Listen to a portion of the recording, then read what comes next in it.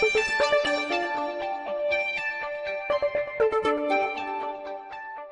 hi, and welcome to Political Quickie, your political show that subjectively discusses current affairs in South Africa and all around the world. My name is Mapa Sigamura. So I'm going to admit it, okay, I did not think that I'd have to report on another racism saga in South Africa for a while, but here we are, okay?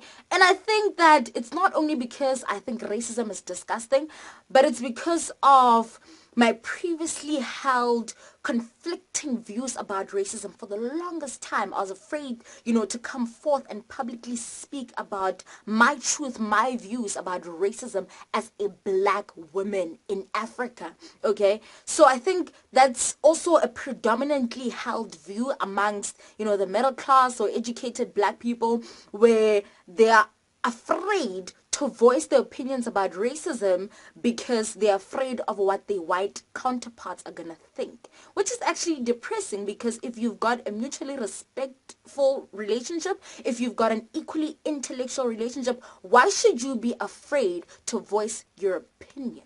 Okay? So it wasn't up until a year and a half ago when I actually learned, I had to learn this, that black people cannot be racist. I didn't get it. So it was up until I picked up I Write What I Like by Steve Biko that I got it. I, realized before the superiority and inferiority complexes that existed.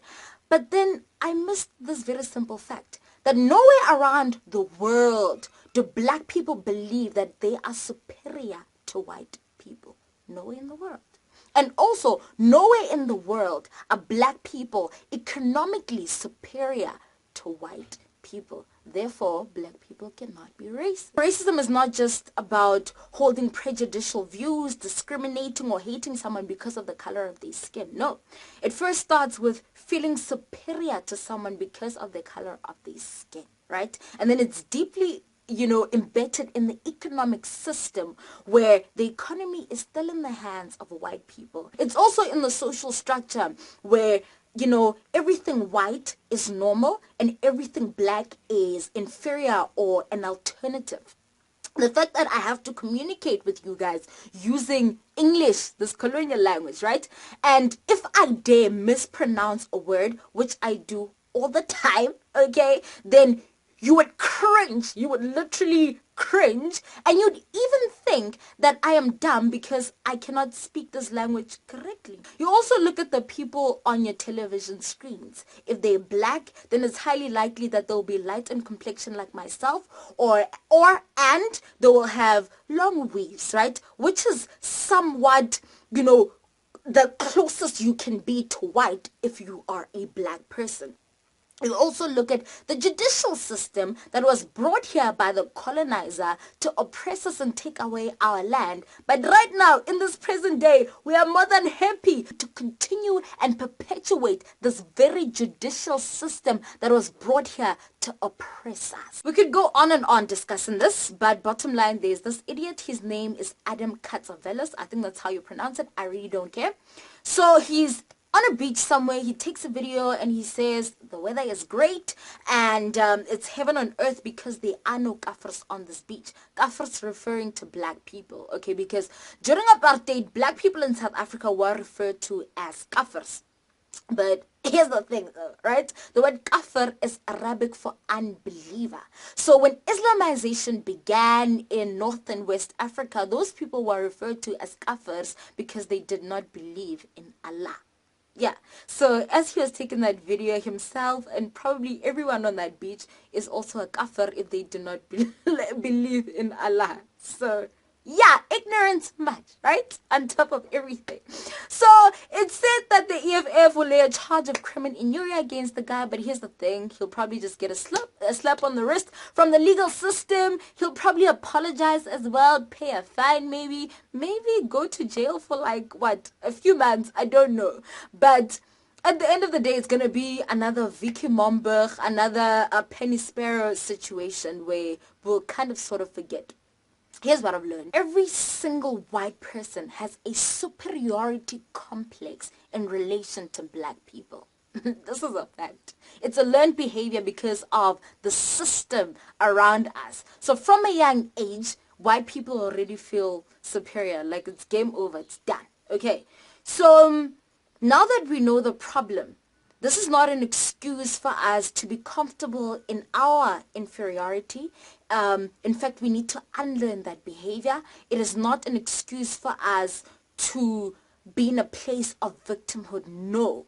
This is great because now we know the problem, so we think of solutions, how to solve it. I think a very big problem also is that the black middle class is so comfortable, you know what I mean, in this kind of South Africa where we think that the solution to every problem is bringing investments to the country, but actually that perpetuates unconscious capitalism because it's the white guy who owns the businesses who continues to get richer, and it is the person who's always been poor that continues to be poor. A lot of people will say, okay, no, we must be comfortable with not expropriating land without compensation because we might become like Zimbabwe. But here's the thing, a lot of black people have been living in Zimbabwe. A lot of South Africans, that is, they've been living in Zimbabwe. They've been living, at that poverty line. So actually, there isn't much of a difference. There's actually nothing to be afraid of when it comes to the expropriation of land without compensation. It's okay to go through turmoil for just a little while. And when you think in the long run that you will be emancipated, it's absolutely 100% worth it. Okay, so black middle class, we cannot continue to be comfortable because it's nice to have a job, as a lawyer, as a doctor, etc.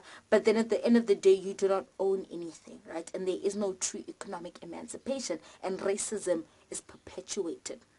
I've always said the answer to this thing, right, is in 3 ways. If we can just follow this, all right? Like the protests are amazing. The criminal cases are super awesome. But I feel like to absolutely 100% rid of this, there's a 3-step that I've been talking about since last year. Number 1, take control of the media.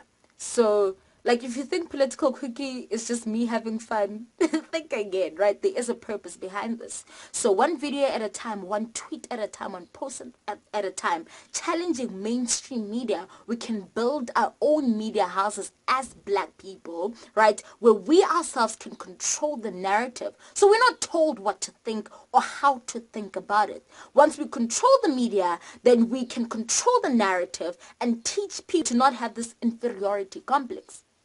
Right?